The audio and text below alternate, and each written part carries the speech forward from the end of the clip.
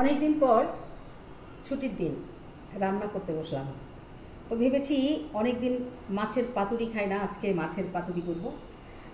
তো ছেলেরা কই মাছের পাতুরি খেতে চায় না, তাই নতুনভাবে করছি আমি রুই মাছের পাতুরি। এই যে এখানে মাছটা আমি প্রায় 45 মিনিট আমি ম্যারিনেট করে রেখেছি। এর মধ্যে পেঁয়াজ, একটু রসুন, একটু আদা দিয়েছি, একটু জিরাও দিয়েছি, আর সরিষা বাটা দিয়েছি, আর সরিষার তেল দিয়ে এটা মাখিয়ে রেখেছি। এখন আমি পাতাও রেডি করে রেখেছি। এখন আমি পাতার মধ্যে করে এই মাছগুলো বাঁধবো।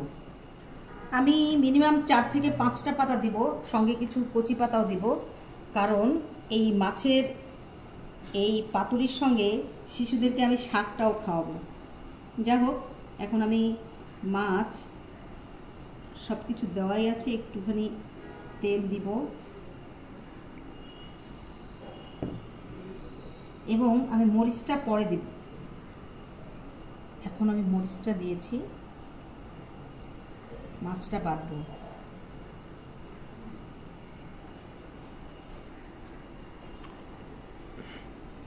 এই মাছ পাতায় করে সাধারণত ভাতের মধ্যে দিলে বেশি টেস্ট লাগে, কিন্তু আমার শিশুরা আবার যে মাছটা একটু হালকা তাপে আমি ভাজি এই পাতা সহ, সেটা খেতে পছন্দ করে। তো আমি সাধারণত মাছটা ভেজেই করি।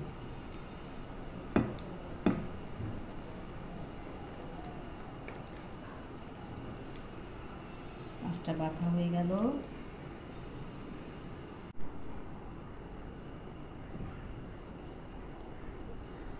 সরিষার তেল এবং সরিষার বাটা দিলে এটা খুব টেস্টি হয়। আর আমি কাঁচা মরিচটা একটু পরে দিই, যাতে কাঁচা কাঁচা একটা মরিচের গন্ধ থাকে, আমার সেটা খুব ভালো লাগে।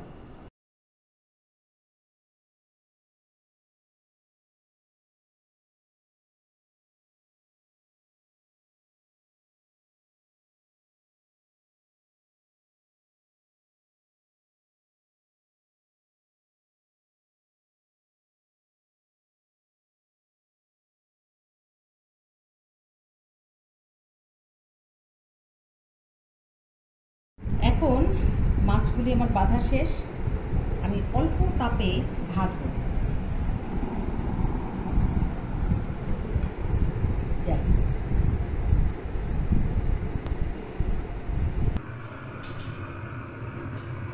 আমি এই মাছটা সাধারণত সরিষার তেল দিয়েই করি, আর বাড়ির বেশিরভাগ রান্না সরিষার তেল দিয়ে হয়।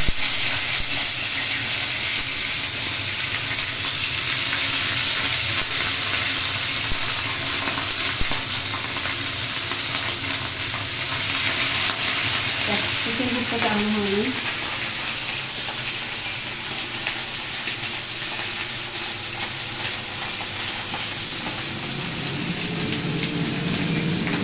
আমি এটা খুব অল্প তাপে করব এবং এটা ঢেকে দেব।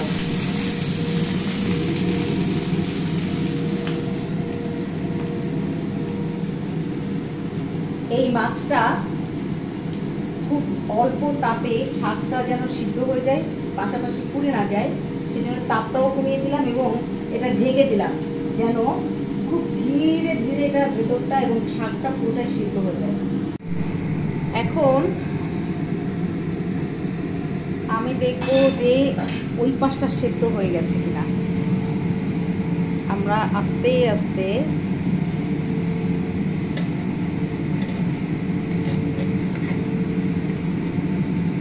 জাস্ট উল্টে দেবো, একটু ওই যে পোড়া পোড়া ভাব হচ্ছে,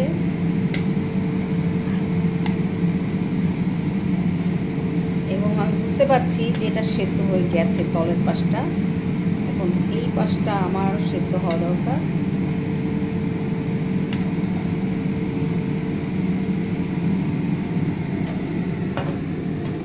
একটু সময় নেয় এই পাতুরিটা, ভাজা ভাজা পাতুরিটা একটু সময় নিয়ে করতে হয়, কারণ খুব বেশি তাপ দিলে এই পাতাটা সেদ্ধ হওয়ার আগেই পুড়ে যায়। সেজন্য খুব অল্প তাপে ধীরে ধীরে আমরা এটা সেদ্ধ করবো এবং তেলের উপরে।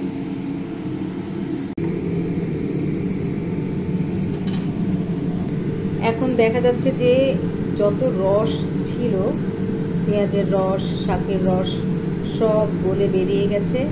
এখন ধীরে ধীরে এই রসটা যখন শুকিয়ে যাবে তখন আমাদের মাছ রান্না কমপ্লিট হবে। একটু সময় লাগে, বাট খেতে কিন্তু অনেক মজা।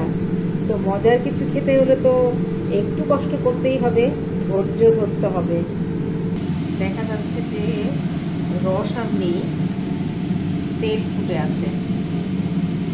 মাছের গায়ে চাপ দিয়ে বোঝা যাচ্ছে যে এটা নরম হয়ে গেছে, তার মানে এটি হয়ে গেছে।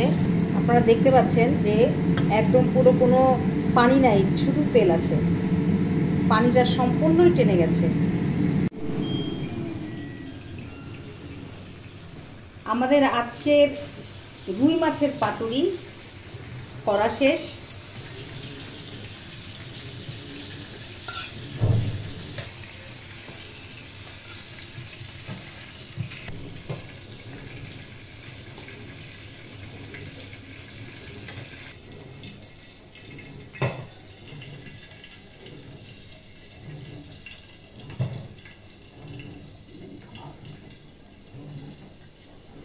কই মাছের পাতুরি প্রায়ই রান্না করি আমি, কিন্তু আজকে করলাম রুই মাছের পাতুরি।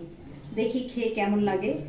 আর এইটি করতে একটু ধীরে ধীরে জালে করাতে একটু সময় লেগেছে, কিন্তু খাওয়াটা কিন্তু অনেক মজার হবে। এখন এই মাছটা একটু খুলে দেখি কি অবস্থা। দেখতে পাচ্ছেন এখানে শাকটা সিদ্ধ হয়েছে। এই যে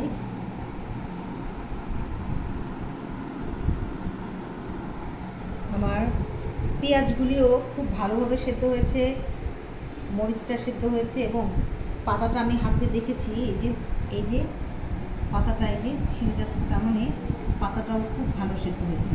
এবং আমি একটা সেন্ট পাচ্ছি, সেন্টটা আপনারা পাচ্ছেন না, আমি কিন্তু পাচ্ছি। খুবই সুন্দর একটা সেন্ট। এই গন্ধেই বোধহয় অর্ধেক ভোজন হয়ে যাবে। ভালো থাকেন সবাই। মাছের পাতুরি খাবেন, শিশুদেরকে খাওয়াবেন। ধন্যবাদ সবাইকে।